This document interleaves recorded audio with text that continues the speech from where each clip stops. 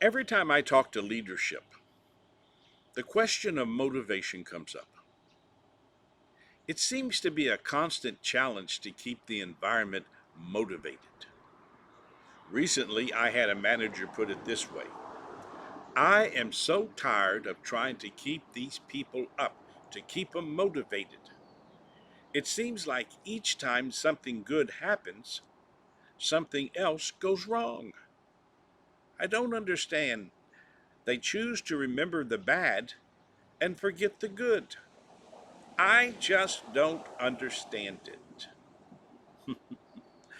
Here's one of the interesting things about life: human behavior is an interesting thing to study.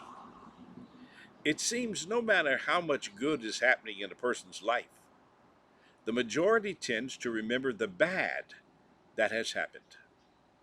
What one takes from yesterday, now listen to me say this, what one takes from yesterday creates the emotional pictures they use to define today.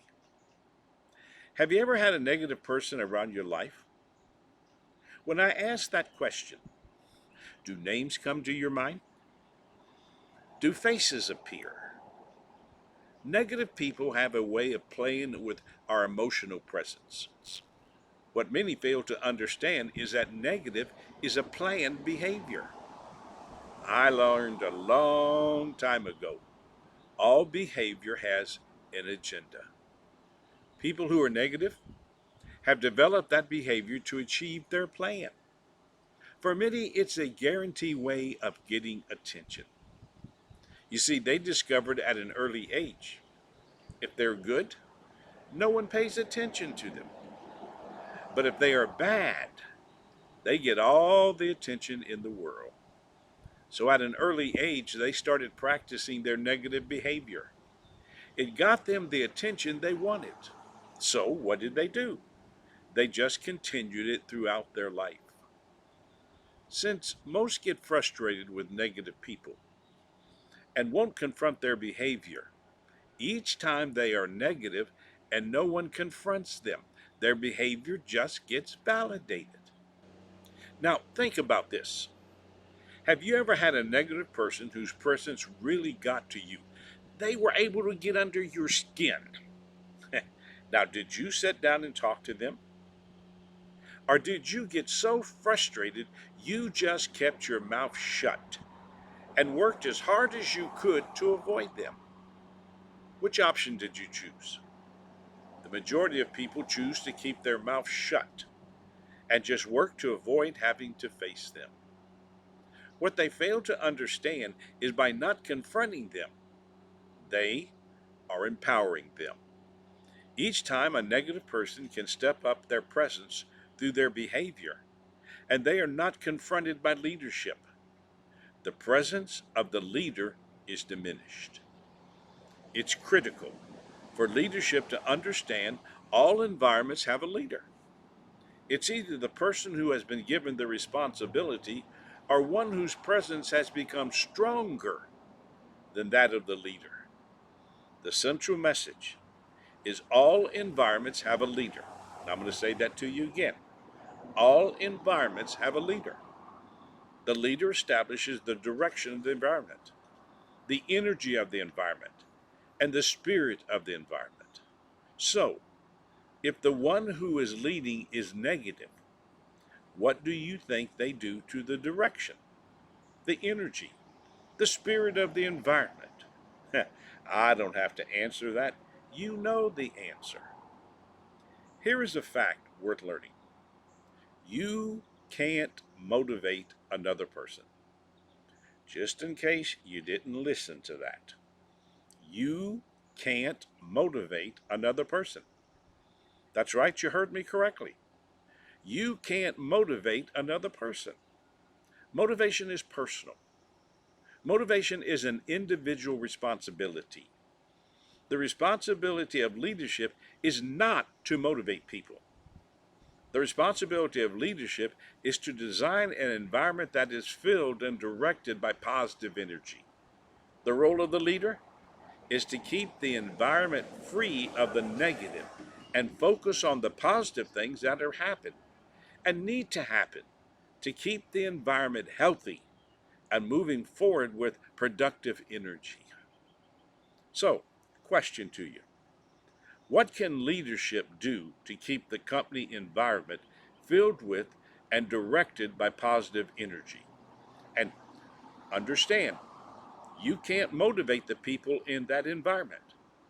So, what is the responsibility of leadership to keep the company environment filled and directed by positive energy?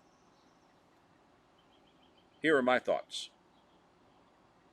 First, make each day a celebration of something good. I am a big believer in throwing positive emotional parties. I believe in starting the day by reviewing something good that has happened. I'm a big believer in doing walkabouts, where the leader pauses and praises people for the good things they are doing. Next, open the environment for discussion. Make sure each person knows they can discuss all issues with you. The power here is the creation of communication between the people and leadership. What does this do? It keeps the cliques from forming. This creates the spirit of partnership, which sends the message we are all in this together. Next, tackle all issues that can hamper the positive energy. You must always deal with issues while they're a concern. As long as an issue is a concern, people will listen. If the issue escalates to a problem, there will not be positive communication. A concern allows the mind to guide the interaction. A problem is driven by all the emotions that have built up about the issue. Whatever you do, address any issue that can bring a negative picture to the environment before it becomes a problem, before it takes on a life of its own. Next, what can you do? Invest in training people. Too many don't see the need for continual training. As the leader, you must understand the critical areas of customer contact and continue to strengthen your presence through training. Training? Training is an investment in keeping the environment filled with positive presence that the customer can feel when they walk in. Remember, your people are your internal customer. How you treat them will be how they treat your external customers. Next, visit the purpose of the company daily. Many don't seem to understand the need to have a company meeting in the morning.